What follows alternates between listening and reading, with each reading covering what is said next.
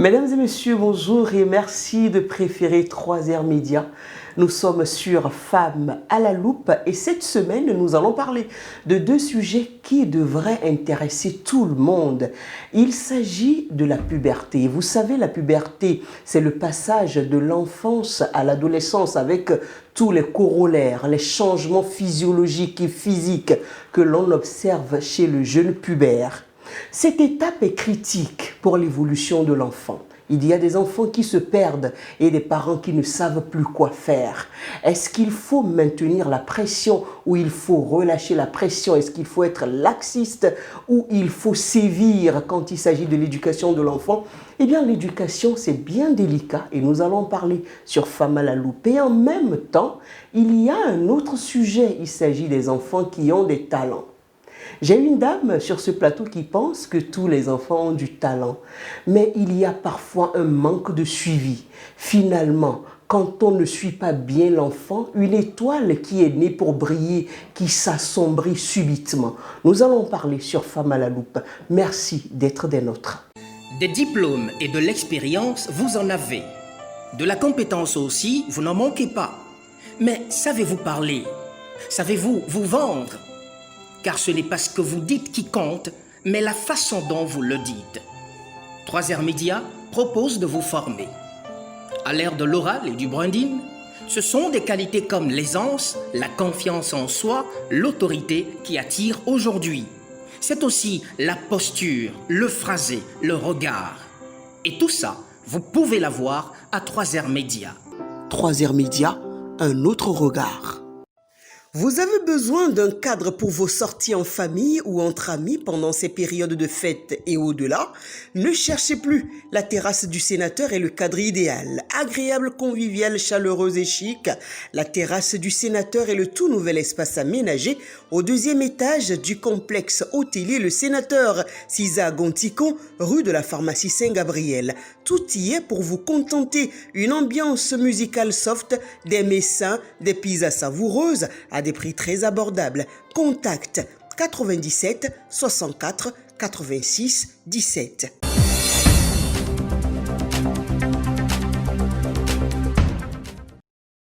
Et sur ce plateau, je reçois pour vous cette semaine Madame Cécile Avouillan-Lancou. Elle est professeure certifiée de français et en même temps fondatrice de la page de littérature Fémicriture.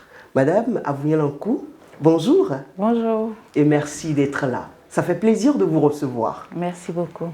Alors nous allons commencer par quoi? Dites-moi. Est-ce que vous préférez d'abord parler de la puberté, comment on la gère, ou en même temps parler du talent des enfants? De toutes les façons, nous allons parler de tout ça aujourd'hui.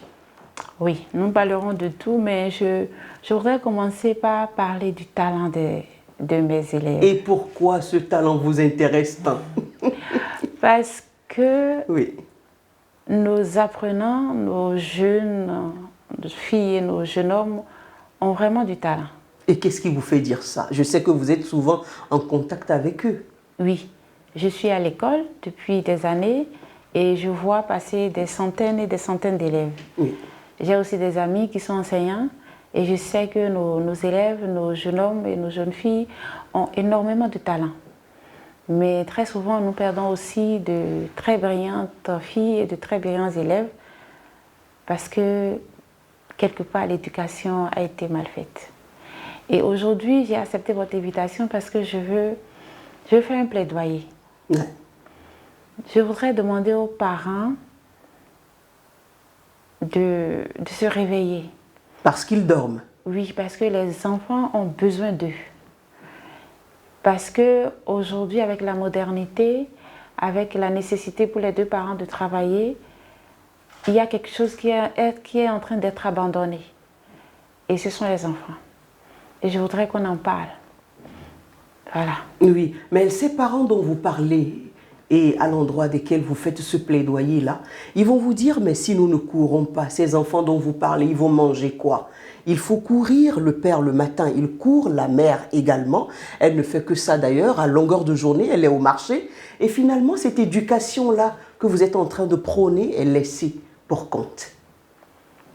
Oui, c'est vrai. Nourrir les enfants, c'est primordial.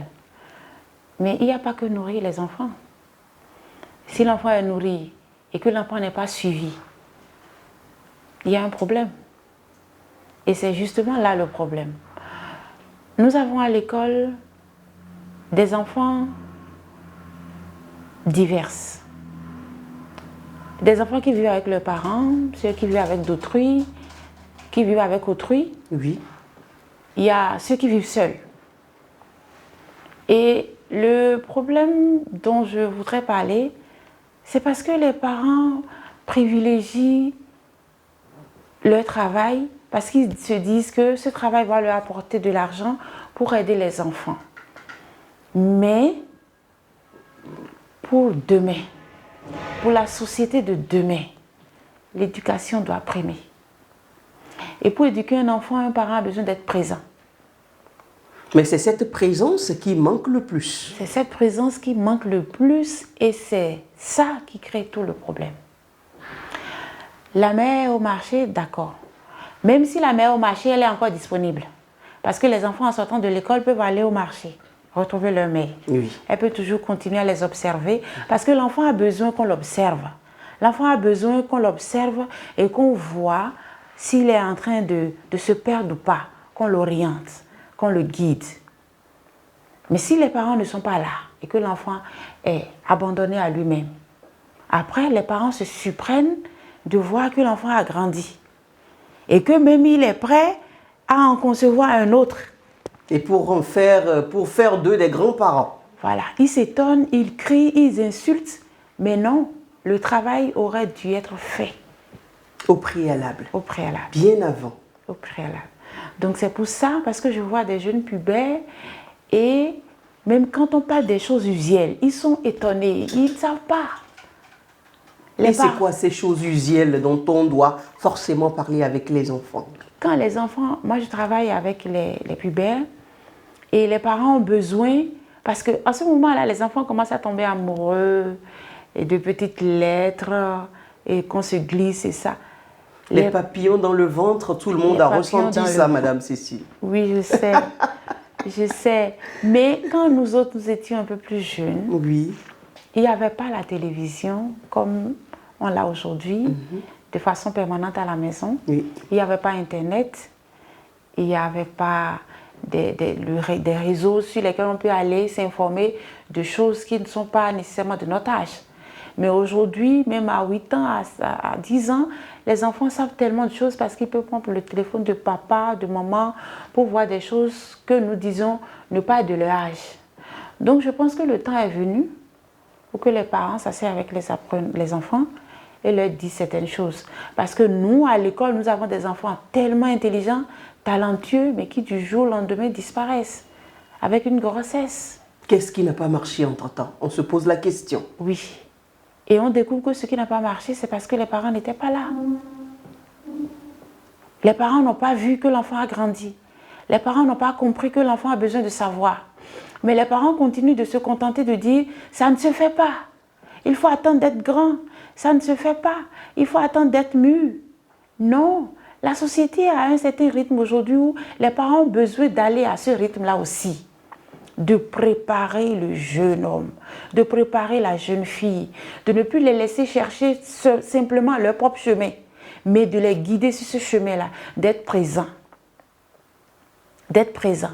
Et d'énormément communiquer avec les enfants, de se questionner de questionner les enfants sur ce qui s'est passé à l'école, sur quels amis ils ont.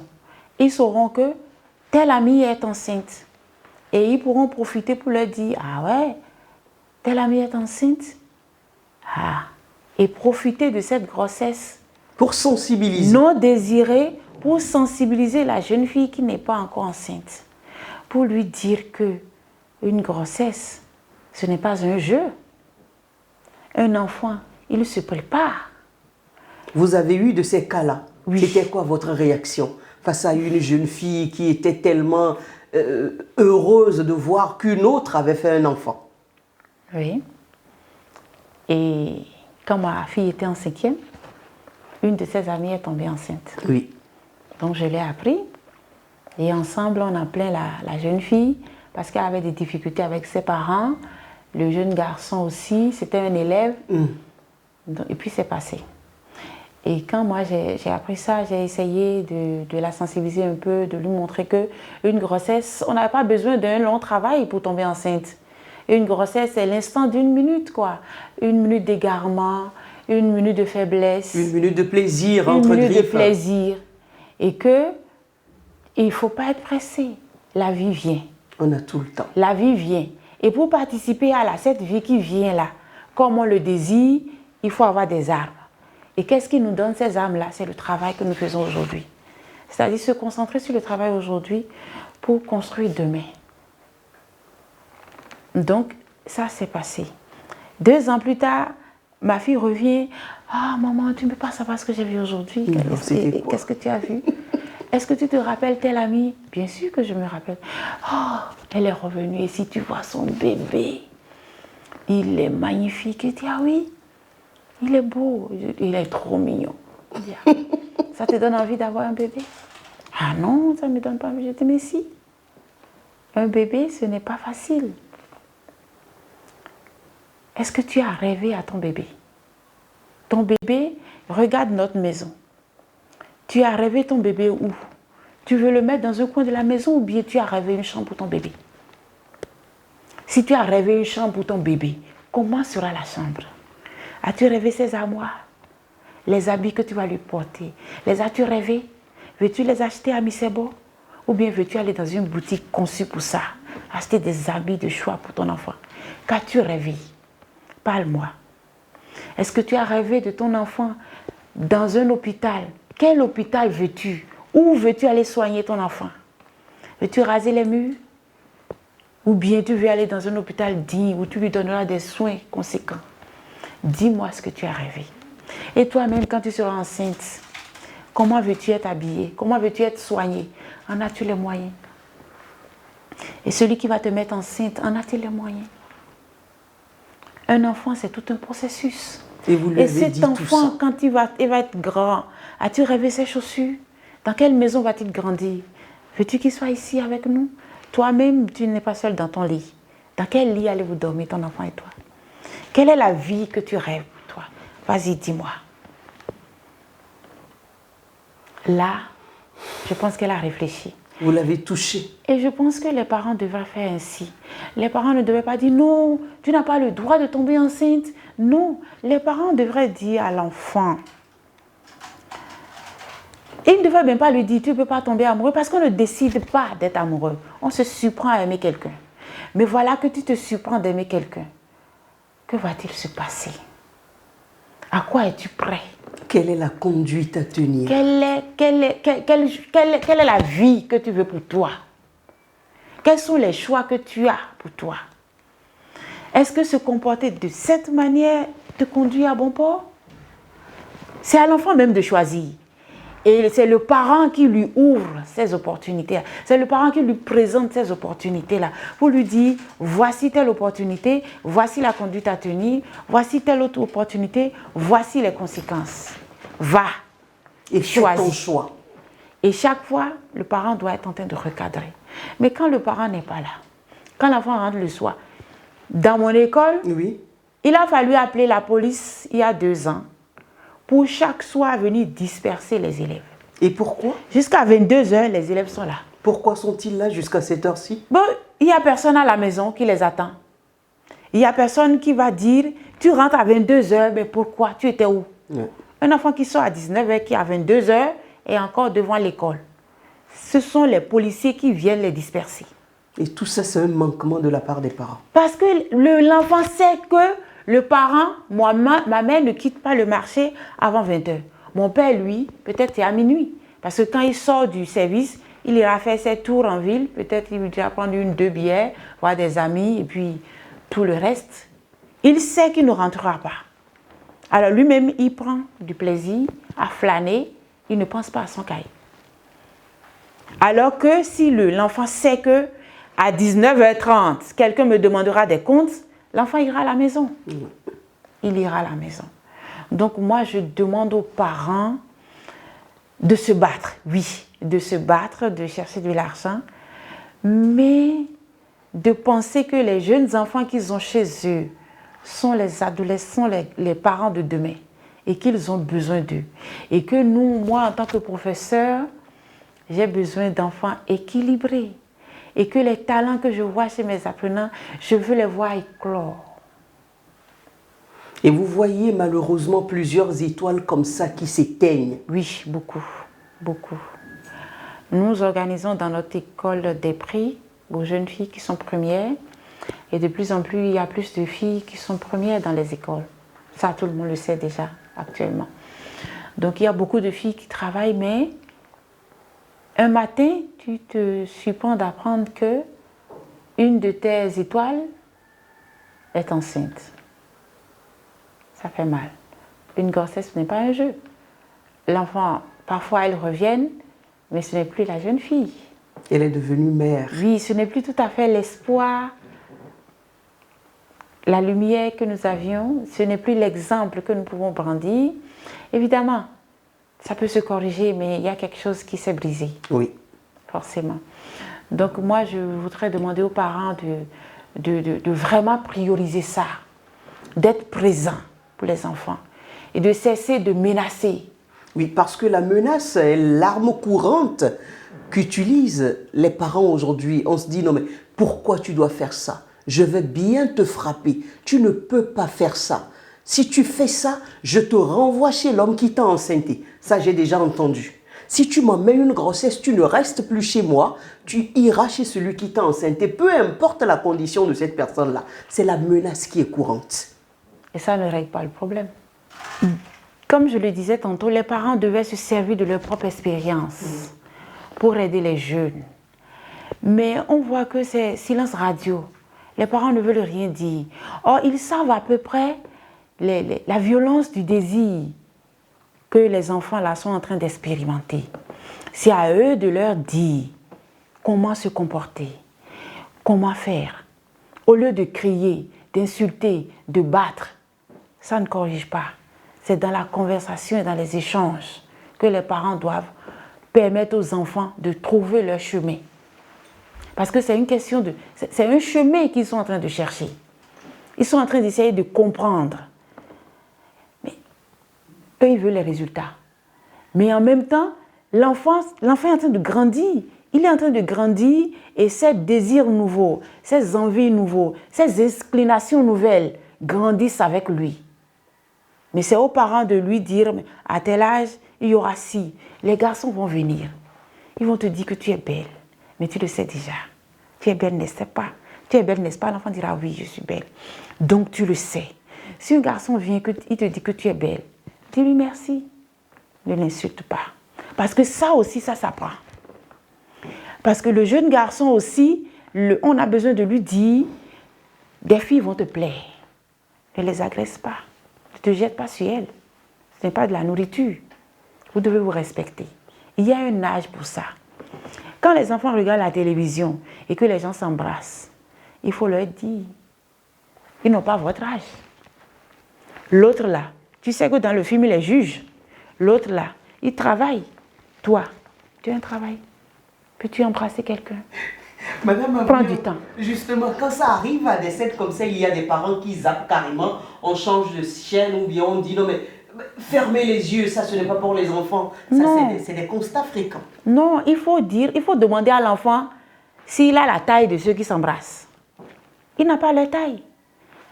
Est-ce que ceux qui s'embrassent là travaillent? Oui, ils travaillent. Et toi? Tu n'as ni leur taille, tu ne travailles pas. Donc tu patientes, ton heure va venir.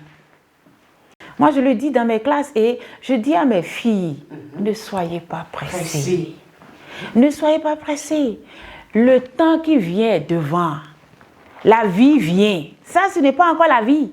Oui, mais quand on est dans cet âge-là, la puberté, mais ça, là, on n'aime pas souvent. Non, on a besoin de leur apprendre de s'endurcir, de ne pas se presser. Parce que c'est en se pressant qu'on peut faire des erreurs. Quand vous vous pressez, quand vous faites la vitesse, vous faites un accident. Quand vous courez, vous pouvez tomber. Alors que quand vous marchez, vous prenez votre temps. Vous avez le temps d'observer, de jauger. On leur dit, prenez votre temps. Ne soyez pas pressés. Tout ça, c'est de l'amusement. Prenez le temps. La vie qui vient est devant. allez vers cette vie.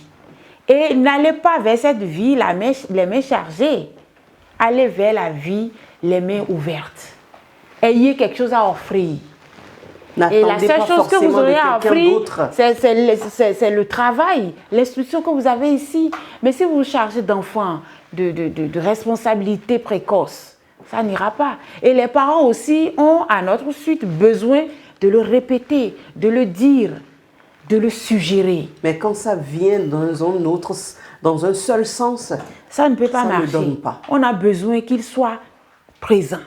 La dernière fois, chaque fois, moi, je vais à la surveillance me renseigner comment ça va, tout va bien, nos élèves, comment vont-ils. Et j'y vais la semaine passée et le Seigneur me dit, ah, il y a du boulot pour toi ici. Que s'est-il passé? 5 élèves de 4e, des filles. Il y a une qui allait se plaindre que ses amis disent qu'elle a avorté. Et le surveillant s'est dit, tiens, ça sent mauvais, il faut creuser. En creusant, on s'est rendu compte que c'est une clique de 5 filles. Elles ont chacune 4 copains. Et la fille qui s'est plainte, elle s'est vraiment fait avorter.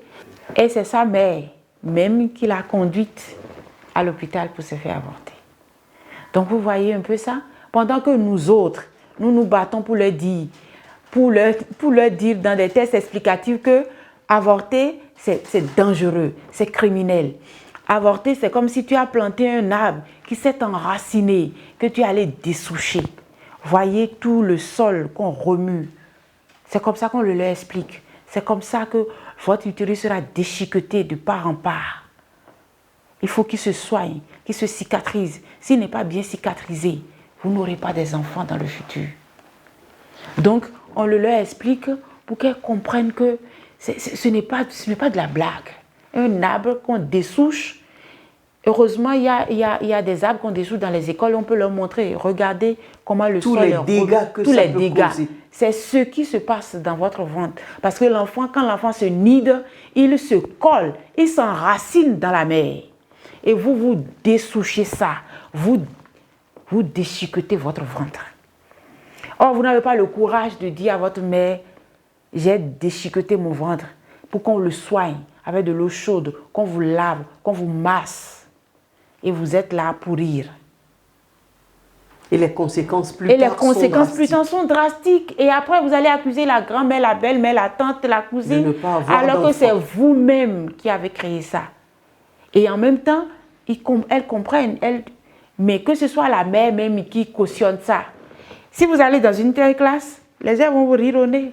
Qu'est-ce qu'elles veulent nous dire? Puisque nos propres mères nous y accompagnent. Ce sont elles-mêmes qui initient des avortements. Là, c'est dangereux. Donc, les parents ont vraiment besoin de nous aider pour que nous, on puisse bien réussir notre travail. D'accord. Oui. Est-ce qu'il y a une autre préoccupation qui vous tienne à cœur, que vous voulez partager? Bon. La responsabilité des parents ne va pas s'arrêter à l'instruction et à l'accompagnement. Parce que ce que je suis en train de dire, ça c'est l'accompagnement permanent, moral et psychologique du jeune pubère. Les parents ont besoin de cet accompagnement. Mais en même temps, les parents ont besoin d'être responsables. Il y en a vraiment, ils ne sont pas du tout responsables.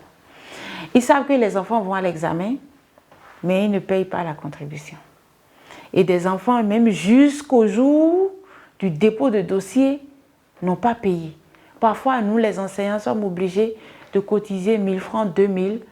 Si l'enfant est un brillant élève, on fait tout possible pour que l'enfant ait l'examen. Les parents ont besoin aussi d'assumer leurs responsabilités. C'est aussi une forme d'accompagnement. Mais ce que nous voyons dans les collèges par rapport à la sexualité, aussi, ils ont besoin d'être présents, d'observer, d'accompagner, de ne pas se fatiguer de répéter les mêmes choses. Mais ils ont besoin aussi de mettre des rêves dans la tête des enfants. Et que l'enfant s'accroche à ce rêve-là. Il saura faire la part des choses. Non, je ne pourrai pas faire ce choix parce qu'il ne me conduira pas à mon rêve. Mais si les parents ne créent pas des rêves avec les enfants, ils sont tout seuls. Ils ne savent pas exactement où ils vont. Ils n'ont pas d'exemple. Ils n'ont pas de ressources non plus. Voilà. Donc les parents ont besoin d'être là, de leur répéter, de les aider à créer des rêves, à s'identifier et à continuer leur chemin. Ils ont besoin d'être là, forcément. Et pour ça, ils ont besoin d'être présents. La présence est très importante. Oui, ils ont besoin d'être là, à la maison. S'ils ne peuvent pas être là, qu'ils emmènent les enfants, qu'ils soient présents. À Porto-Novo, beaucoup de parents sont absents parce qu'ils sont au Gabon, au Congo.